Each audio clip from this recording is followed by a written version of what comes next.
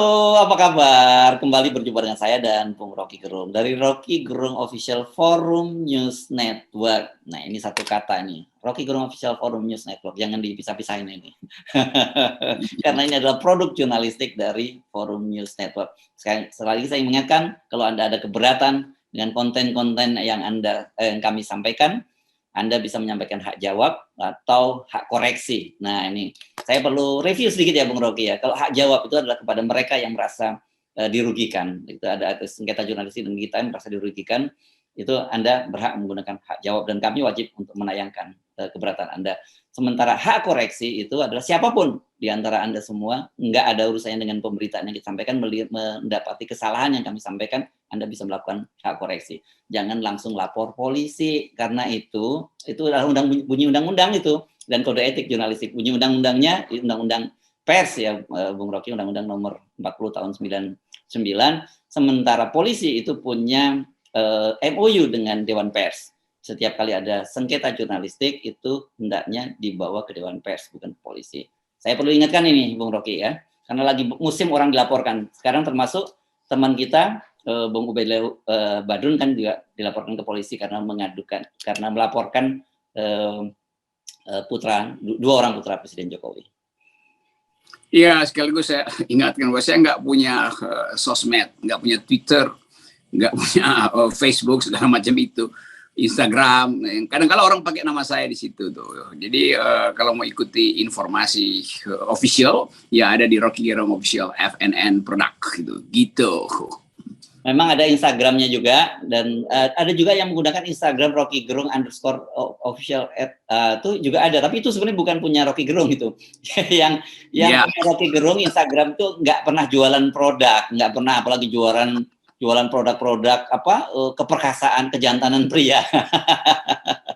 Isinya hanya promosi tentang konten-konten yang ada pada konten Rocky Gerung Official ini gitu. Betul. Ini memang semakin kacau balau nih Bung Rocky, dan saya membaca banyak sekali peristiwa-peristiwa yang menarik ini.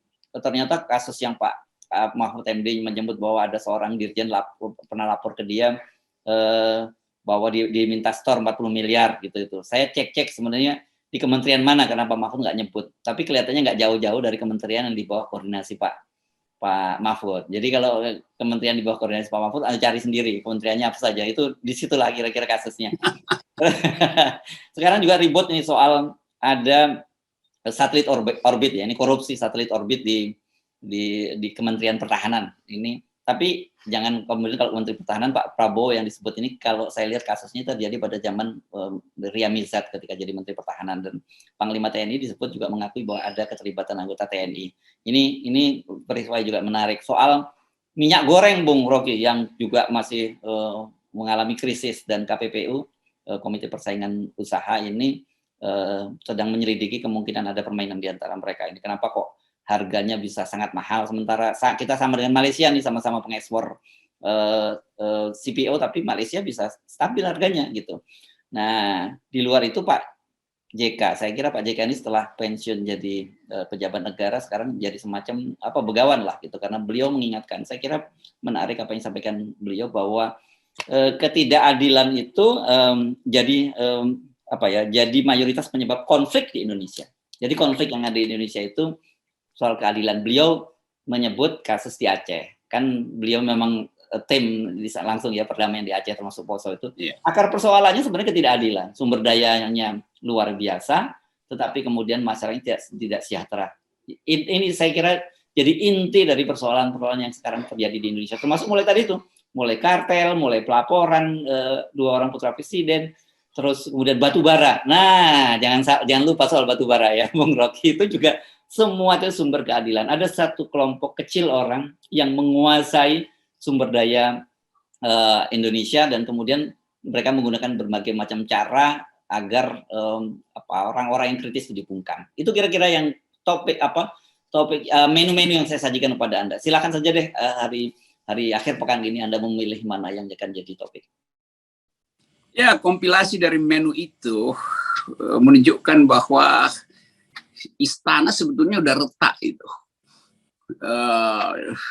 Bukan karena gempa di Pandeglang, Tapi karena memang epicentrumnya ada di bawah istana, tuh, di gorong-gorong istana. Jadi kalau kita bayangkan secara metaforik, ada istana yang terlihat rapi, dijaga, bersih. Tetapi di bawahnya ada istana lain, yaitu ruang-ruang bawah tanah, tempat orang gosip, tempat orang nyari bikin intrik. Kita sebut aja itu versi gorong-gorong dari istana. Yang terbaca di dalam kekacauan informasi tadi itu. Mulai dengan Pak Mahfud. Pak Mahfud itu tahu apa yang terjadi, ya dia lapor dong. Karena ada prinsip bos kalau tahu harus lapor. Justru menyembunyikan kasus itu yang pidana itu. Tapi tentu Mahfud MD mengucapkan itu soal Orbit, soal Sogok, Dirjen segala macam. Itu masih dalam upaya untuk memancing opini publik kan. Jadi kita mengerti kenapa Mahfud MD ucapkan itu seolah-olah dia bukan bagian dari epicentrum politik istana. Padahal dia justru bagian dari itu. Kalau dia sembunyikan dan masih berupaya untuk kasih insinuasi, publik menduga-duga tuh siapa sih yang bermain bisnis pertahanan, siapa yang bermain di bisnis batubara segala macam. Ini sebetulnya buruknya keadaan dan Pak Jokowi seolah-olah hanya dapat laporan yang menyenangkan dia aja tuh. Lalu diambil keputusan.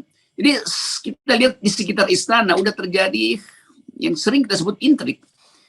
Tentu buruk itu bagi penegakan hukum, tapi bagi kita atau bagi saya itu bagus. Artinya semakin banyak intrik, semakin banyak retak di istana kan. Jadi semakin cepat dia roboh tuh.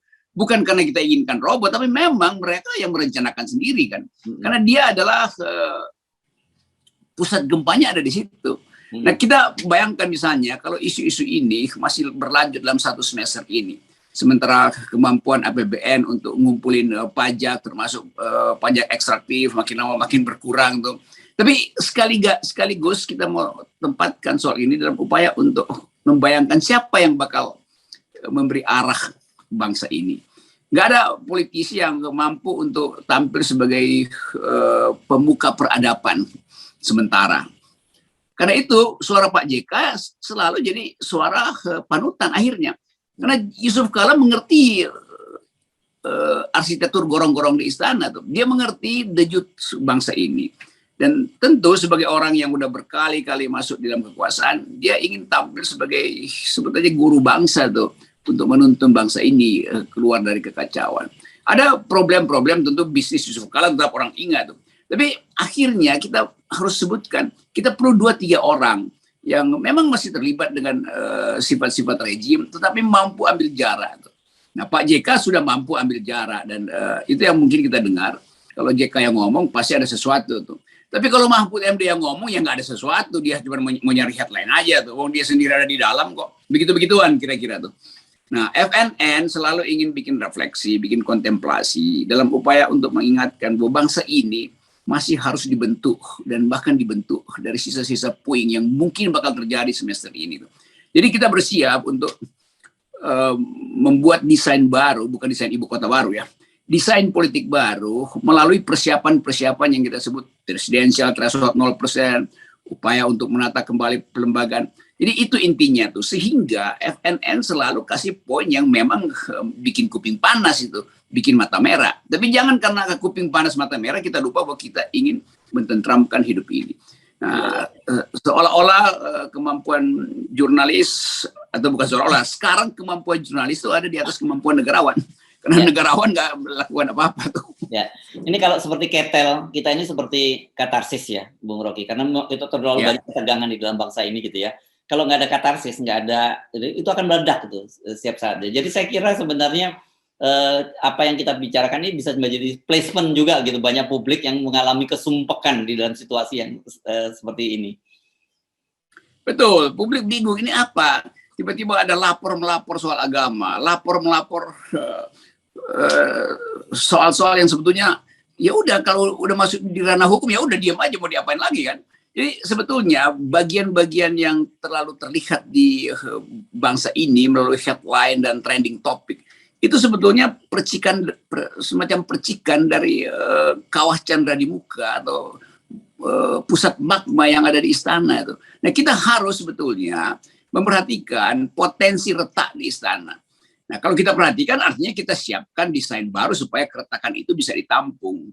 Bukan kita semen ulang keretakan itu, ya keretakan yang nggak bisa disemen, ya biarin aja kan dia meretak. Tapi mesti ada semacam contingency plan kan, sebetulnya begitu. Ya, Karena ya. dalam politik Ya, ya. kita nggak bisa menunda lagi faktor-faktor yang udah berkumpul untuk menghasilkan keonaran misalnya tuh. Nah, keonaran itu Ya, mesti ya. kita siapkan, jangan sampai keonaran itu menjadi brutal. Nah, itu penting ya, pelembagaan politik dan pelembagaan etika publik. Hanya itu sebetulnya yang ingin kita titipkan pesan. Ya, ya. Sambil berharap Presiden Jokowi baik-baik aja, kalau makan malam nggak usah terlalu tegang, karena dua anaknya masih jadi persoalan setiap hari. Saya juga pusing kepala tuh Pak Jokowi setiap kali buka headline, namanya adalah menyangkut keluarga dia. Itu betul-betul kena batinnya. Tapi apa boleh buat, udah berlangsung. Ya, ya. Ya, saya kira paham sebagai orang tua, bagaimana walaupun beliau itu presiden, tetap saja namanya orang tua itu kalau sudah masuk ke wilayah anak itu yang sangat sensitif, dan itu secara psikologis itu langsung kena tuh, Bung Rocky. Betul, dan itu bisa mempengaruhi konsentrasi Pak Jokowi di dalam mengurus batu bara, di dalam mengurus kementerian-kementerian yang potensial menterinya ditangkap lagi itu. Beberapa gubernur hari ini di OTT, dan orang mulai curiga bahwa nanti akan ada balas dendam antar partai itu buat melaporkan menteri saingannya. Begitu. Ya, bupati ya maksud Anda, bupati dan wali kota. Ya, bupati dan wali kota. Oke. Nah, kembali ke soal keretakan. Tadi kan Anda menyinggung soal keretakan di istana. Sebenarnya itu publik bisa dengan mudah melihat itu dalam kasus batubara. Ya kan? Batubara itu kan pertama diumumkan pelarangannya oleh Kementerian SDM melalui Dirjen Minerba gitu, dan kemudian Pak Jokowi melalui statement resmi di akun YouTube-nya Sekretariat Presiden itu juga menyatakan itu kan, mendukung langkah-langkah semacam itu gitu. Nah, tiba-tiba kemudian itu dibatalkan gitu dalam sebuah rapat yang dipimpin oleh Pak Luhut. Ini kan ya, jadi orang jadi bagaimana sih seperti koordinasi negara ini? Dan kemudian orang berpikir, oh yang menjadi korban ini PLN, gitu. Kenapa? Karena dia tidak mendapat pasokan batu bara, karena banyak perusahaan batu bara tidak memenuhi kewajiban DMO-nya. Tapi ternyata kemudian direktur energi primernya PLN yang justru dicopot. Nah, ada apa ini? Jangan-jangan ikut bagian dari permainan ini kan gitu. Kalau pasti dia punya kesalahan kenapa dicopot. Kalau stoknya kosong karena memang pengekspor batu bara nggak memenuhi kewajibannya, kan bukan salah dia, salah pemerintah kan mesti. Ya betul, dan kesimpulannya sebetulnya dari awal kita tahu bahwa separuh dari kabinet ini adalah proksinya oligarki itu.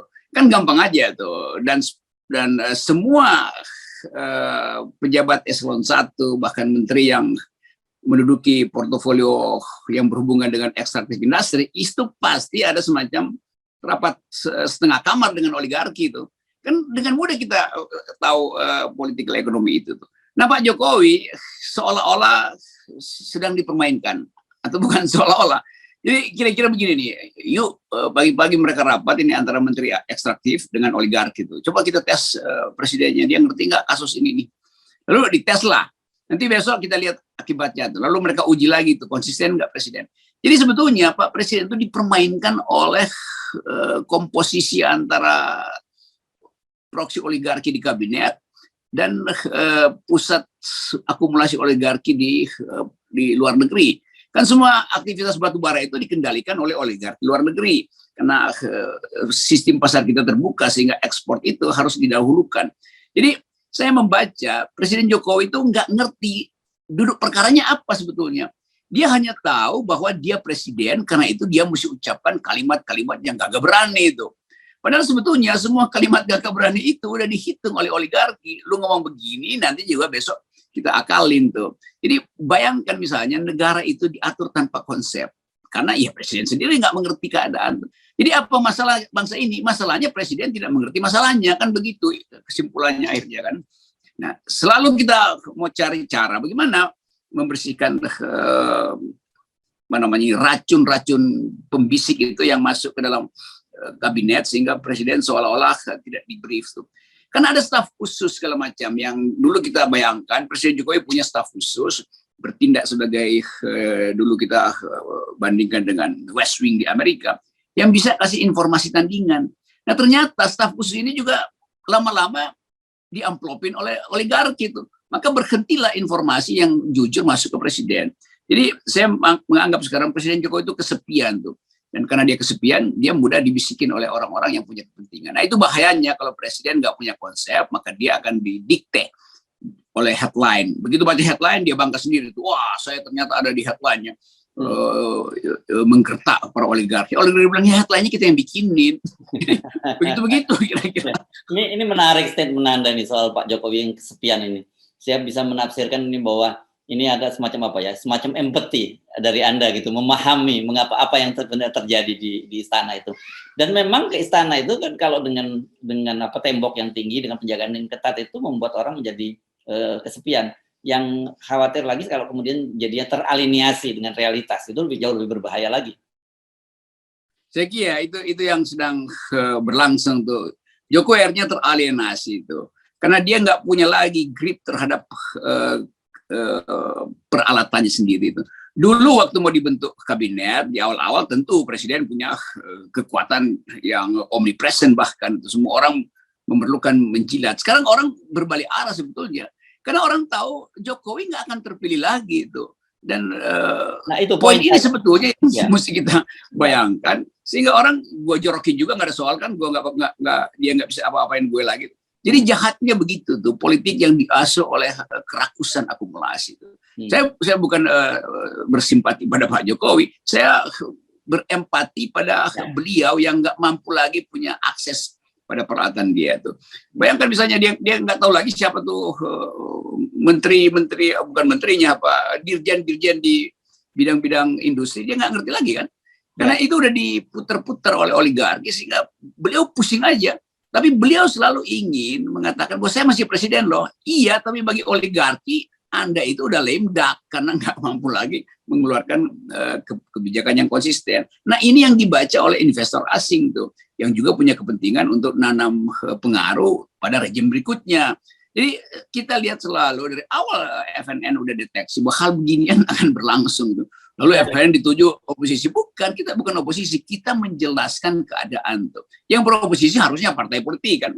Yang memang pandangan kita oposisional karena partai politik nggak punya pandangan yang berjarak dari kekuasaan. Semua partai politik ada di istana, bagaimana? Jadi fungsi pertama dari kita sebagai jurnalis, sebagai akademisi adalah memberi tahu bahwa ada lonceng yang harus kita bunyikan itu, dan lonceng itu yang sekarang akhirnya bunyi keras melalui keributan di sosial media. Nah, saya jadi teringat dengan Pak SBY menjelang masa-masa akhir jabatannya, dan saya kira ini penting ini buat Pak Jokowi untuk bercermin ya, karena hampir pasti Pak Jokowi ini tidak akan terpilih lagi karena partai-partai besar, apalagi terutama partainya Pak Jokowi sendiri. Di PDI Ibu Megawati sudah clear menolak 3 periode maupun penambahan jabatan 3 tahun, kan begitu. Dan Erlangga Hartarto, Golkar juga sudah menyatakan begitu. Saya kira Pak Prabowo juga pasti tidak akan sepakat dengan penambahan 3 periode maupun 3 tahun. Kapan Pak Prabowo jadi presidennya kalau masih ditambah gitu kan? Kan Pak, Anda ingat pasti dulu masa akhir-akhir jabatan Pak SBY yang menyatakan dia mendengar ada kepala staf angkatan darat yang menyatakan dia sebagai kapal yang akan karam gitu ya, itu kan Anda ingat waktu itu ya, dan kemudian kepala staf angkatan darat itu dicopot oleh Pak SBY. Nah jangan sampai Pak Jokowi menghadapi semacam itu, tapi saya kira walaupun kita ngomong jangan sampai, tapi tabiat politik memang seperti itu, ketika mereka tahu bahwa kapal yang ini sudah akan, karena nggak karam lah katakanlah, misalnya kapal ini udah akan berlabuh, dia pasti akan mencari kapal baru lagi yang bisa berlayar ke laut lepas. Ya itu retaknya memang udah terlihat tuh melalui laporan Ubed misalnya. Dan orang sebetulnya yang menunggu siapa yang mau melaporkan potensi korupsi atau dugaan korupsi di kalangan paling dekat istana. Ya Ubed memang dihasilkan oleh sejarah untuk mengucapkan itu tuh. Lalu reaksinya kita tunggu, wow itu orkestrasi untuk mengolok-olok dan mempolisikan Ubed itu makin lama makin besar. Jadi itu bertanda bahwa memang retak.